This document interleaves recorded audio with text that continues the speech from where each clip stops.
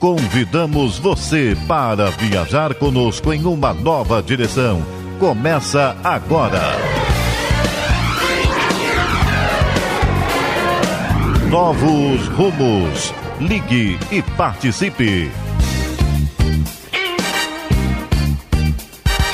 Coordenação e apresentação: Edivaldo Roberto de Oliveira.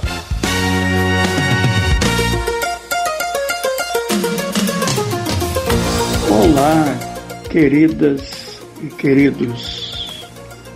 Esta é mais uma edição do programa Novos Rumos por um Mundo Melhor. Edivaldo Roberto é o meu nome. O tema do programa de hoje encontra-se no livro Mulheres segundo o Espiritismo, no capítulo 5, A Mulher e seu Corpo,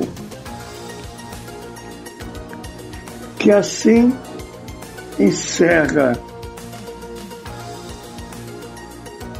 graças a Francisca Clotilde, pelas mãos mediúnicas de César Braga Said. Teu corpo é tua vida. Mulher, teu corpo é tua vida. Esse é o tema desta edição, programa Novos Rumos por um Mundo Melhor. Quando resolvemos abordar esse tema, veio à nossa lembrança dias recuados e felizes da convivência com os lidadores do movimento espírita em solo fluminense, em particular, Gerson Simões Monteiro, que foi presidente da Fundação Cultural Cristã Espírita Paulo de Tarso, mantenedora da Rádio Rio de Janeiro, e de outro presidente, Elmo Queiroz. Em certo momento, ambos, eu não sei exatamente qual dos dois teve a iniciativa, eu sei que ambos participaram, me propuseram que pudesse dirigir, coordenar um novo programa. E o Elmo Queiroz, aí eu me lembro, havia dado o nome de Novos Rumos. O companheiro querido me dissera que queria um programa espírita, no sentido de ser conduzido por um espírita e que pudesse abordar temas de atualidade à luz da doutrina espírita. Com o passar do tempo, com as dificuldades próprias do nosso dia a dia, de tantos compromissos, a rádio localizada nele do Governador, para quem mora um pouco distante, dificulta, coube ao Gerson sugerir que pudéssemos contar com uma pessoa tão querida de todos nós, Nádia do Couto Vale. E passamos ambos a responder pelo programa. Uma semana sim, uma semana não. Numa semana, Edivaldo Roberto de Oliveira, como nesta semana. Na próxima teremos a nossa querida Nádia do Couto Vale. Mas ainda lembro de uma outra iniciativa, esta do Gerson Simões Monteiro. Havia na rádio um programa que era feito pelas manhãs por um locutor de uma voz muito bonita. Eu não me lembro o seu nome, infelizmente. Ele abordava as realidades da cidade, do Brasil, as mais delicadas. E ele propôs ao Gerson que durante 15, no máximo 20 minutos, pudesse, à luz da doutrina espírita, fossem abordados temas difíceis, delicados, tirados dos jornais. Eu fui convidado para tanto. Eu fazia esse programa por telefone. Nesses dias também, fui assistir e recomendo Nosso Lar 2, Os Mensageiros, que me levou a lembrar do livro Os Mensageiros, o segundo da série André Luiz. A certa altura, André Luiz descreve uma casa no subúrbio carioca, uma viúva com seus filhos, costureira, pobre. Aquela casa era o espaço que abrigava uma oficina do Nosso Lar. Assim registra André Luiz. Sabemos nós que muitos centros espíritas nasceram dentro dos lares, em reuniões familiares. Portanto, o livro ele abrange um período histórico-cultural do Brasil por volta na transição da primeira para a segunda metade do século XX, naquele período doloroso da Segunda Guerra Mundial.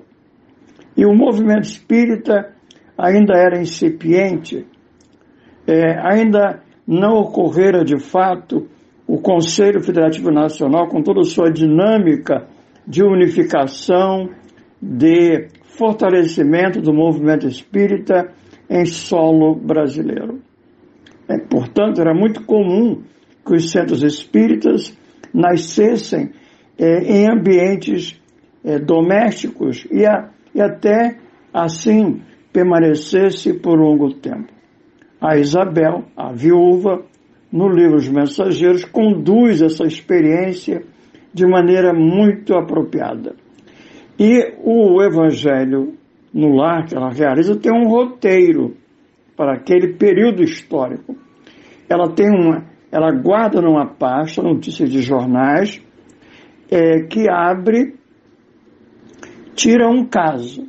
Eu estou aqui a lembrar que o jornal trazia uma reportagem sobre o suicídio de uma jovem. Resolvera ir ao suicídio por amor, entre aspas, né? E isso vai ser o ponto de partida do tema que é escolhido ao acaso, entre aspas, quando se abre o Novo Testamento, o Evangelho, a mensagem de Jesus. Então esse programa Novos Rumos, voltando ao programa, ele procura estar muito atento ao que está aí na mídia. Hoje não só nos jornais impressos, mas em todas as formas e maneiras de comunicação de massa,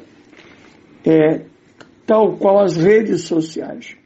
Nesses últimos dias tem viralizado nas redes sociais, para desagrado de todos nós, por conta da nova versão do Big Brother, né, do BBB, que, a meu juízo, merece toda uma apreciação crítica. É um programa de entretenimento, mas não penso que devamos nos colocar diariamente para acompanhar o programa inocentemente, sem um senso crítico, né? A emissora, que é a produtora, anunciou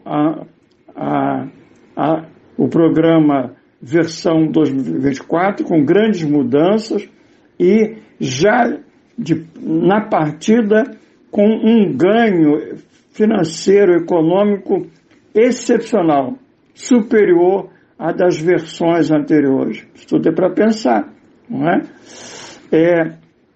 Pois bem, numa dessas dias, alguns participantes do programa, homens, vejam, homens, fizeram uma rodinha para comentar o corpo das mulheres. E expressões tais como essa, que estão infelizmente viralizando nas redes sociais, foram pronunciadas, sobretudo em relação a uma das participantes, né? Velha, gorda, feia, são adjetivos escolhidos por homens adultos para classificar os corpos das mulheres, né? E isso tem alcançado pessoas públicas, algumas artistas, como a Paola Oliveira.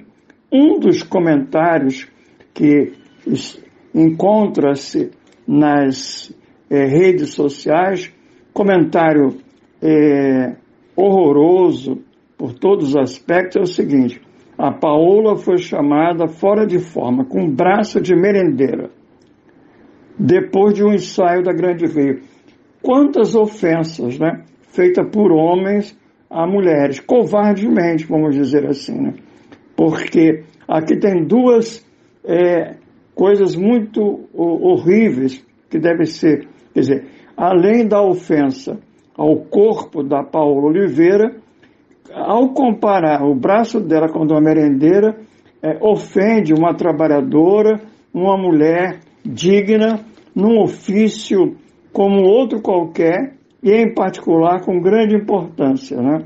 Então, é para pensar esse tema, né, que nós estamos com o programa. Ainda falando da Paola Oliveira, por conta dela sair à frente da bateria de uma escola de samba no Carnaval, ela, em uma entrevista a uma revista semanal, ela disse que durante certo tempo ela de fato experimentou um grande desconforto emocional com as críticas que recebia em referência ao seu corpo, por conta do seu biotipo curvilíneo, né? Algo raramente requisitado na TV em um passado não tão distante assim. Ela que foi a atriz de novelas como a Belíssima de 2005. Ela era acusada de ser meio que cheinha, né? Veja, e ela diz assim, que ela suava ao pensar em comer um doce, por conta dessas críticas levianas, maldosas, né? Então, de uns tempos para cá, ela procurou ir superando, e hoje cada vez mais se acha liberta do impacto emocional dessas grosserias feitas por homens em suas rodinhas de conversa e hoje nas redes sociais. Temos que pensar um pouco nesse tema, é o que nós estamos fazendo. Uma professora, pesquisadora da Escola de Comunicação da Fundação Getúlio Vargas, comenta que há uma cobrança, né, recorrente por parte dos homens em relação ao corpo das mulheres, né? E é uma violência psicológica que é feita, né, continuamente no processo histórico. Agora, há que se perguntar por quê, né? Qual é a razão, né, dessa atitude?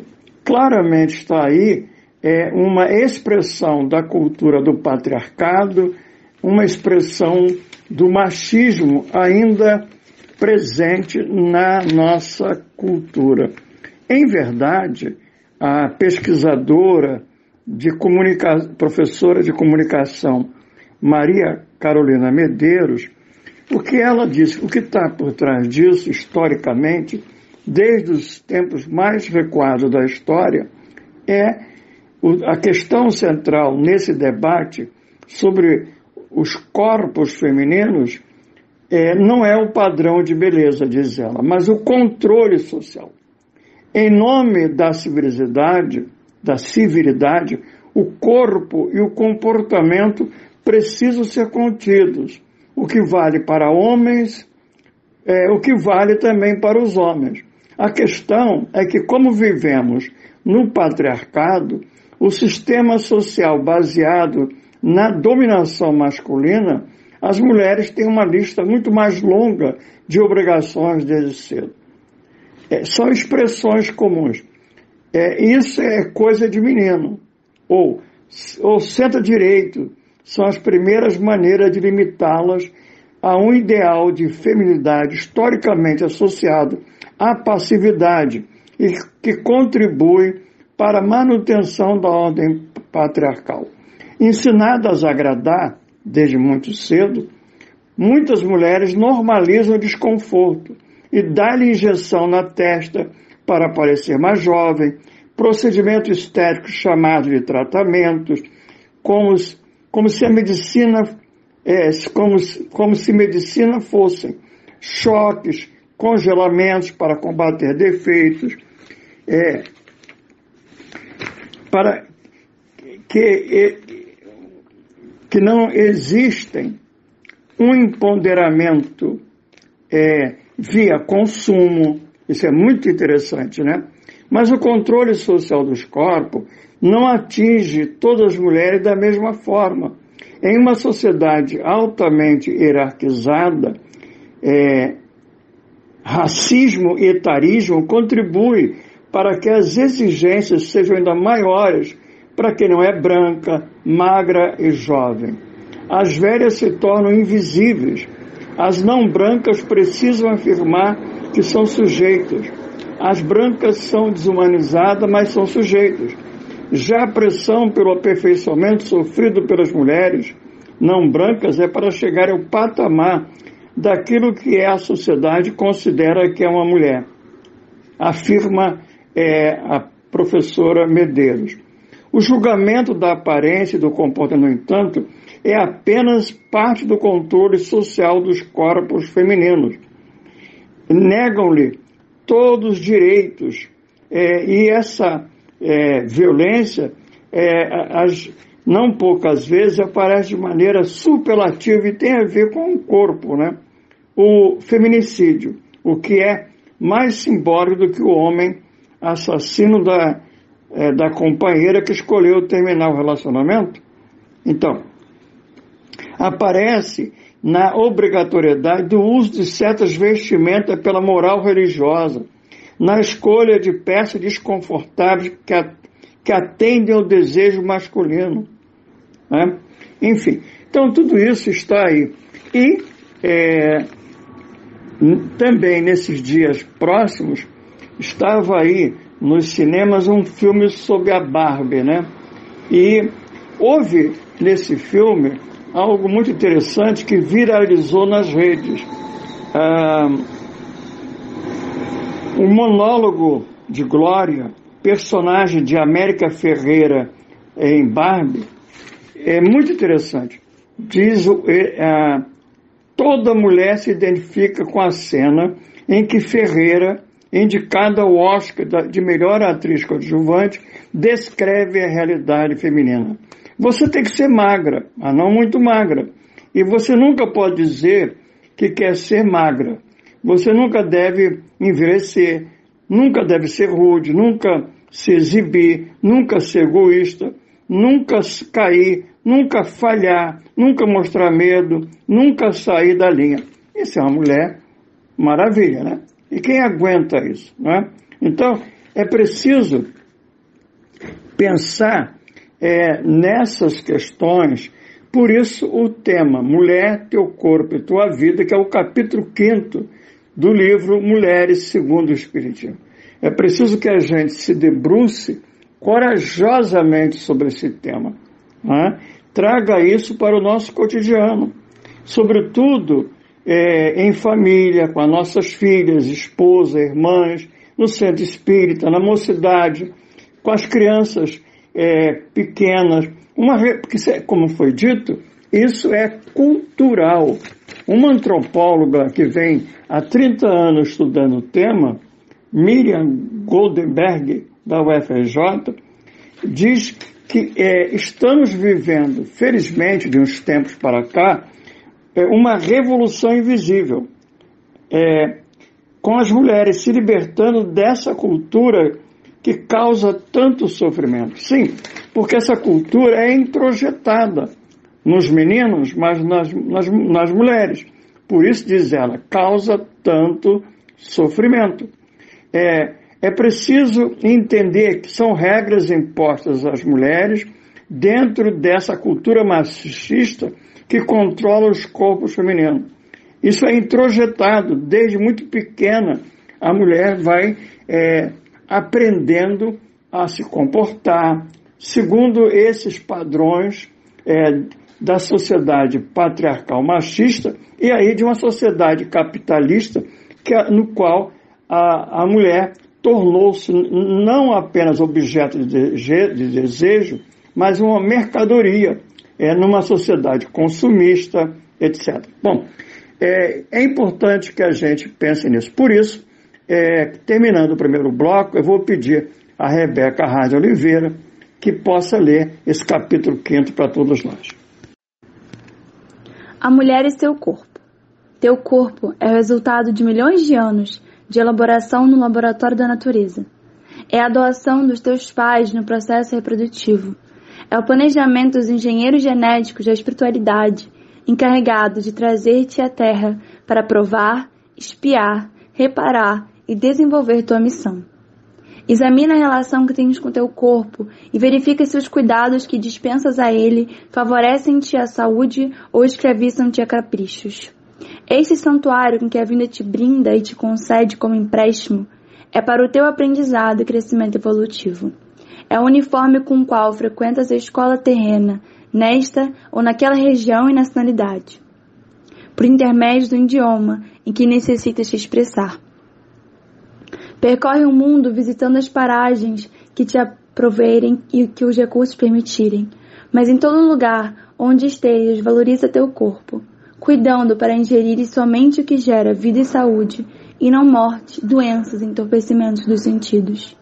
Enriquece teu patrimônio cultural, aumentando os cabedais, mas cultiva e preserva teu corpo como um jardim delicado.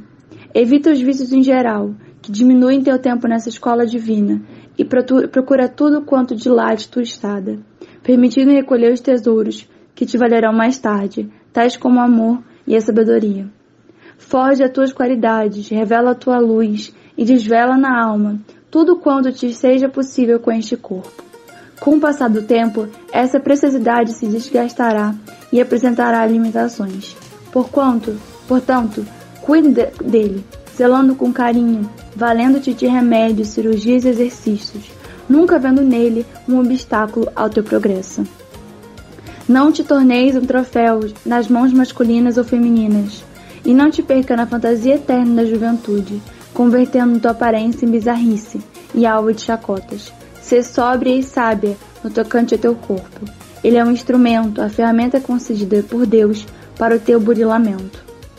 Sê grata, minha filha, e a semelhança do bom mordomo da parábola dos talentos.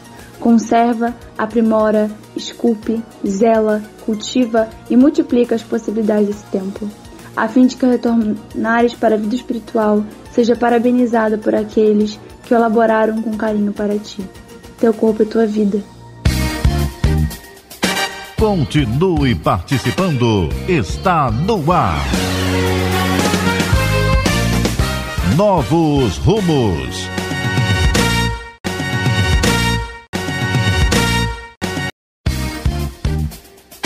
Voltamos a apresentar Novos Rumos. Ligue e participe. Coordenação e apresentação, Edivaldo Roberto de Oliveira. Olá, queridas e queridos. Estamos de volta, Edivaldo Roberto, programa Novos Rumos, a edição de hoje, abordando o tema Mulher, teu corpo é tua vida. Afirmativa do espírito Francisca Clotilde, pelas mãos mediúnicas de César Braga Saide, capítulo 5 do livro Mulheres segundo o Espiritismo. Tomo a liberdade de iniciar esse segundo bloco recorrendo a um parágrafo do texto de Francisca Clotilde. Diz ela, dirigindo-se às mulheres: não te tornes um troféu nas mãos masculinas ou femininas, e não te percas na fantasia da eterna juventude, convertendo tua aparência em bizarrice e alvo de chacotas. Sê sóbria e sábia no tocante ao teu corpo. Ele é um instrumento, a ferramenta concedida por Deus para o seu brulamento. Esse trecho do capítulo 5, Mulheres segundo o Espiritismo, nos faz pensar, e ampliando o que foi dito no bloco anterior, num procedimento que algumas mulheres, em nome do empoderamento, das lutas necessárias, positivas pela conquista de direitos, de respeito, de combater preconceito, discriminações, por vezes cometem, qual seja, o que se chama de empoderamento via consumo. Ou seja,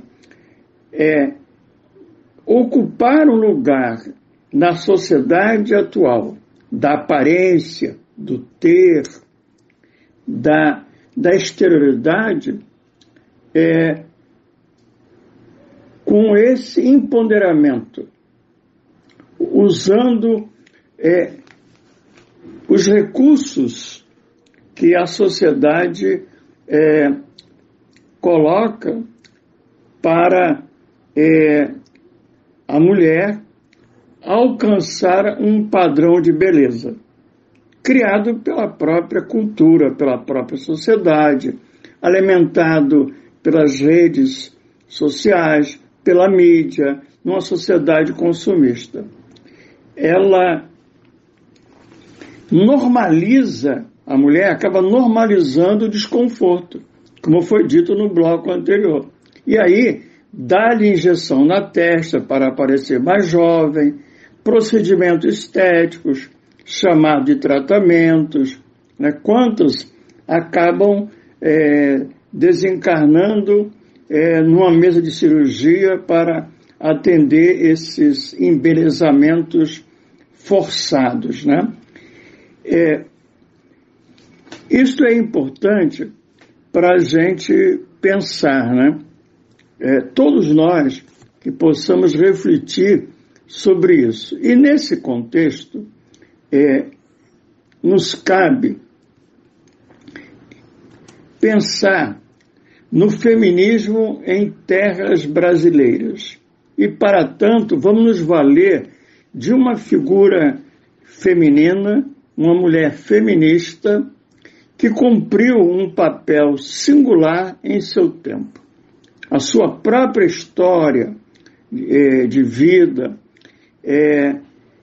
a sua biografia, como é que ela se construiu no seu tempo, nascida em 1930 e veio a desencarnar em 2014. Estou falando de Rose Maria Muraro. Ela, na sua trajetória, tornou-se escritora, foi convidada por Dom Helder Câmara, que fazia uma militância mística, uma militância social mística, né? E numa visão progressista, na luta pelos direitos, por uma sociedade melhor, combater a miséria, a fome, em busca da justiça, ela foi uma das militantes junto com Dom Helder Câmara. E ela, por algum tempo, esteve à frente da editora Vozes, sendo responsável por suas publicações, para convidar autores, e trouxe, inegavelmente, uma larga contribuição para a consolidação e visibilidade do feminismo brasileiro. Pois bem, na década de 80, Rose Maria Muraro escreveu o seu mais arrojado trabalho, A Sexualidade da Mulher Brasileira, Corpo e Classe, que veio a lume em 1983. Então, com este trabalho de pesquisa, né, ela procurou, através de um questionário, identificar essa relação numa sociedade de classes, como a sociedade ocidental, capitalista, brasileira, né, a relação entre gênero, corpo com classes. Né? Muito interessante esse recorte, eu li esse livro, ele cumpriu um papel importante, ganhou uma grande repercussão, sendo mencionado nos mais variados jornais e revistas, contabilizando 160 reportagens e encontrando-se na lista dos best-sellers, ao vender 5.000 exemplares em 3 dias. Rose Maria Muraro destaca a visibilidade que esse livro possibilitou ao feminismo, sendo reconhecido pelas feministas, né? E provocou um debate nacional muito interessante. Pois bem, não por acaso, naquela década de 1980, o feminismo se consolidando institucionalmente via a criação do Conselho da Mulher Brasileira.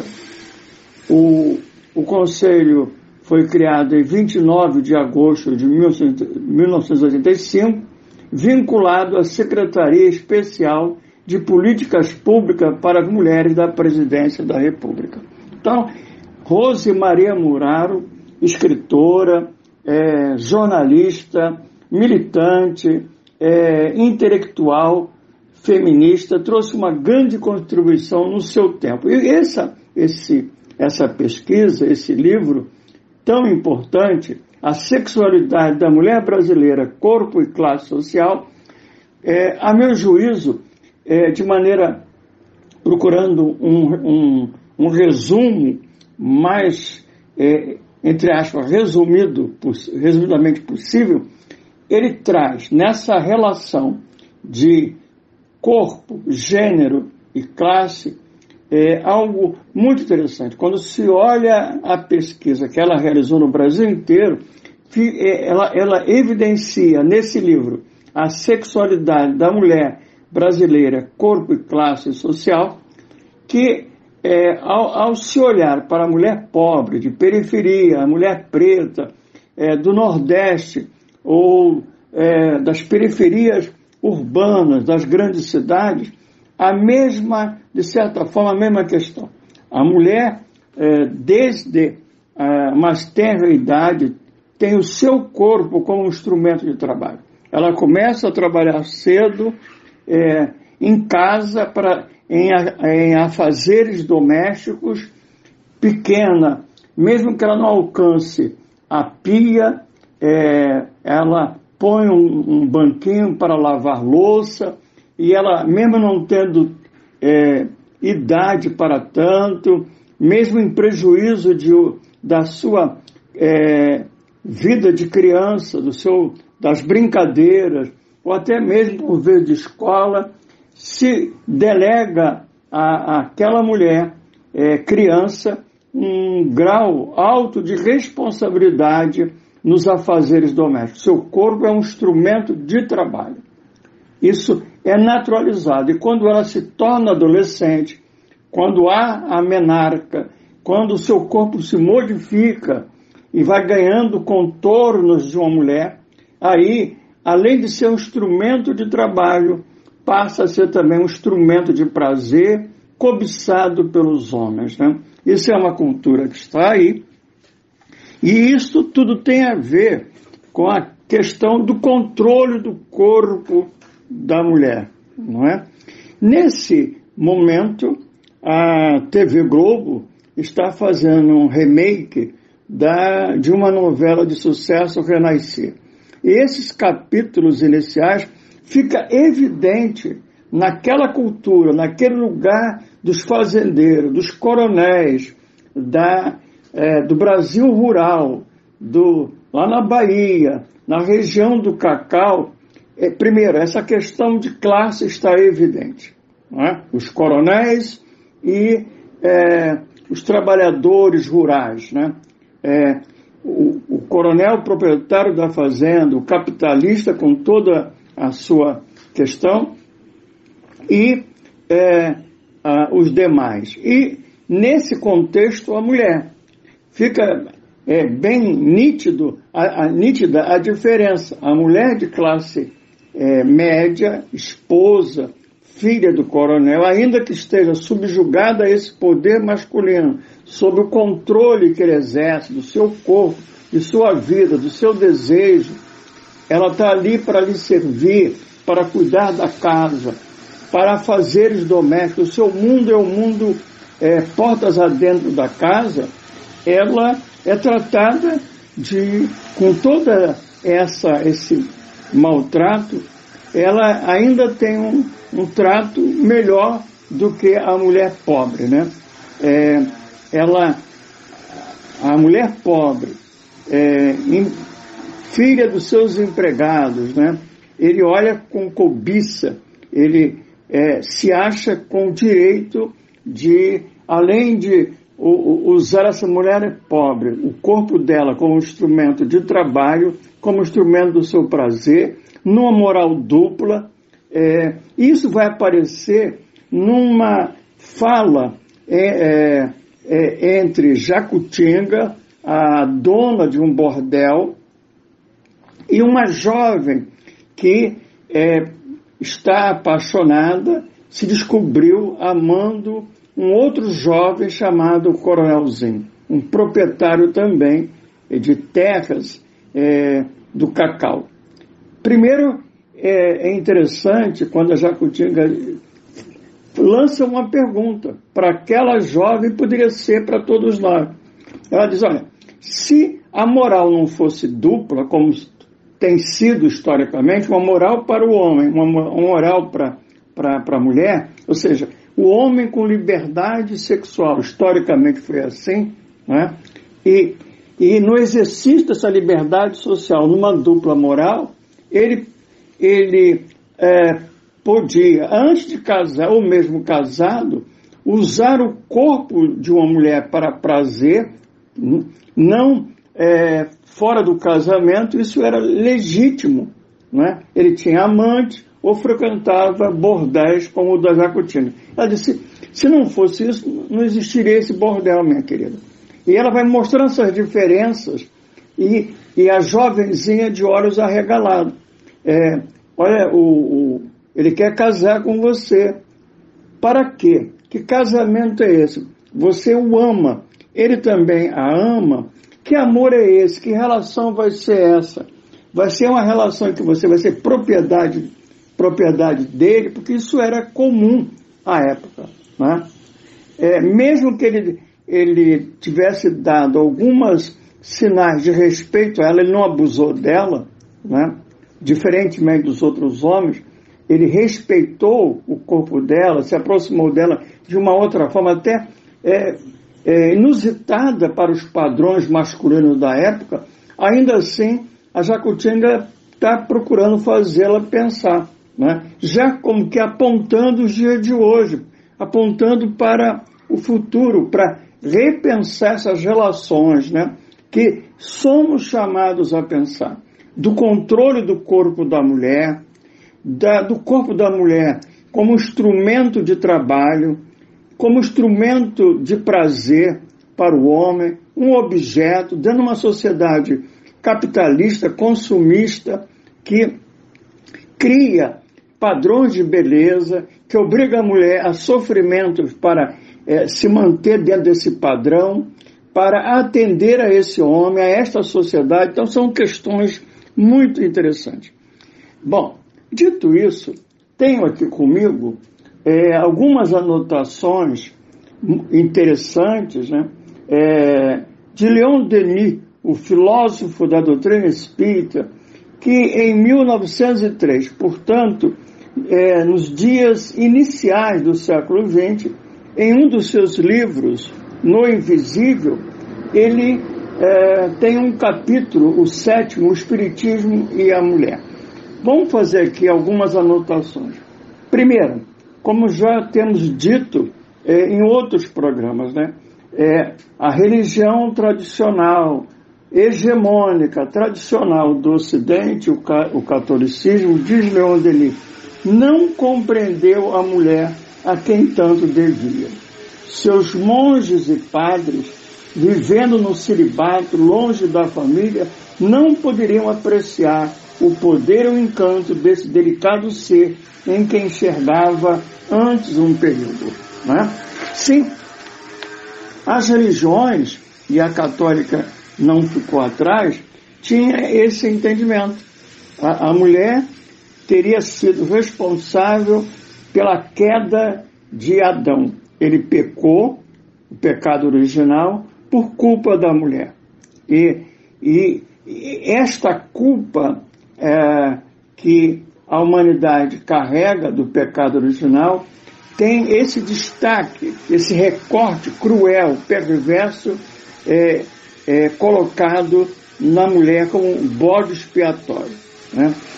O corpo, aí estamos falando do corpo, o corpo dela é tentação, é fonte de pecado, etc. Né?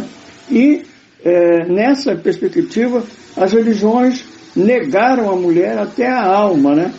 Subjugando-a ao poder do patriarcado, do machismo, e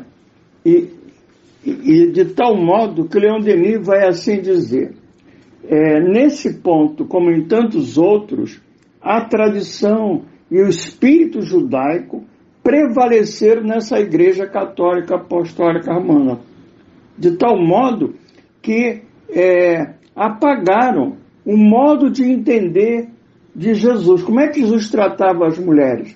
Quando vamos examinar o Novo Testamento, vamos buscar historiadores, pensadores, Jesus, ele tinha um comportamento com as mulheres absolutamente oposto ao patriarcado do judaísmo, ao qual cultura e religião a qual ele pertencia. Jesus sempre foi, diz Leon Denis, benévolo, compassivo, afetuoso para com a mulher. Durante séculos, a religião colocou a mulher em segundo pobre e deram-lhe uma educação acanhada, pueril, amanetaram as mais belas aptidões que essa mulher possuía. Mas Leon Denis vai anotar, já no começo do século XX, que há uma reação sob a denominação de feminismo. É um movimento que ele diz legítimo em seu princípio, exagerado, entretanto, em seus intuitos, porque ao lado de justas reivindicações, enuncia propósitos que fariam da mulher não mais uma mulher, mas uma cópia paródia do homem. Quer dizer, o movimento feminista, num certo momento, nessa luta pelos direitos, para que a mulher ocupasse um lugar em a sociedade como direito, um lugar legítimo que lhe cabe em nome da dignidade humana, por vezes teve esse desvio ao tentar copiar o homem no que ele tinha de pior, em maus hábitos no campo da sexualidade, no campo de vícios como o fumo ou a bebida, uma falsa noção de liberdade, uma falsa noção de que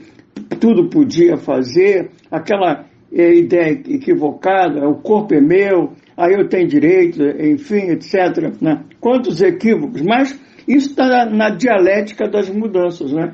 E, adiante, o Leon Denis vai chamar a atenção para o materialismo. E a gente, quando está falando desse padrão de beleza, do consumo, estamos falando de uma sociedade materialista, né? E aí Leon Denis conclui esse capítulo 7 do livro No Invisível, chamando a atenção do Espiritismo, que tem um outro olhar para a mulher. E aí ele está nos convocando, o movimento espírita, todos nós, a repensar a nós mesmos, homens, mulheres, na educação, no centro espírita, na família, a partir do que a doutrina espírita nos ensina, desde a questão 817 no Livro dos Espíritos. Quando é colocado que perante Deus os direitos são iguais. Não é? Então é preciso ter uma outra concepção. Que a gente possa mudar e contribuir para uma outra sociedade na qual a mulher ocupe, em nome da dignidade da pessoa humana, o lugar que lhe é próprio, com respeito, consideração e assim por diante. Estamos terminando esse bloco do programa Novos Rumos e terminando assim a nossa edição.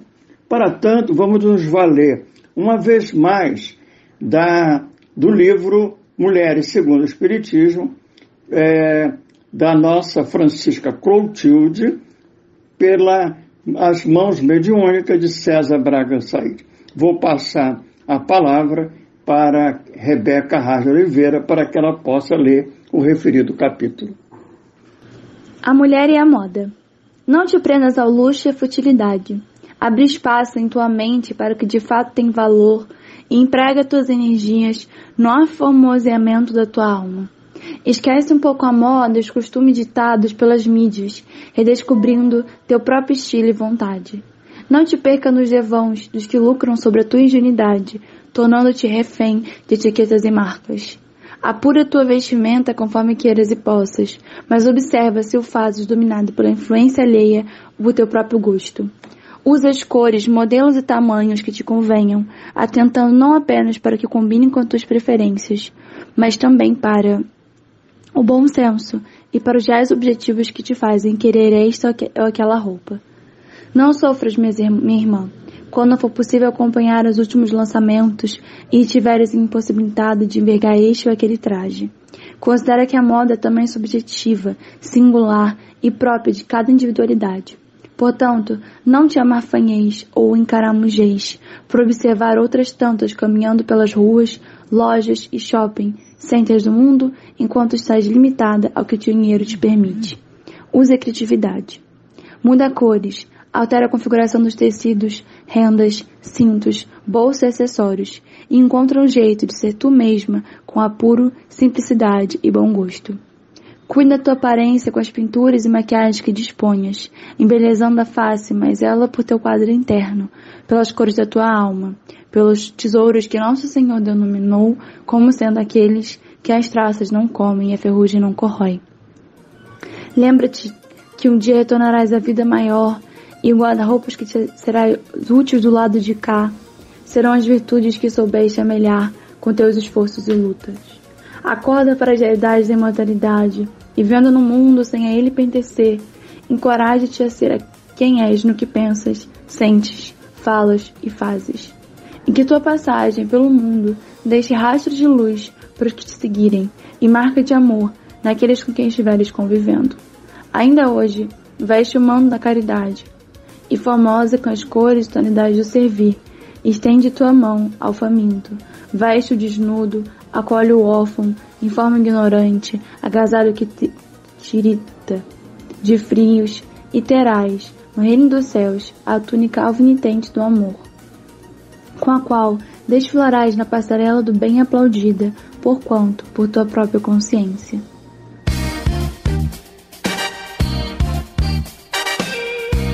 A Rádio Rio de Janeiro apresentou Novos Rumos.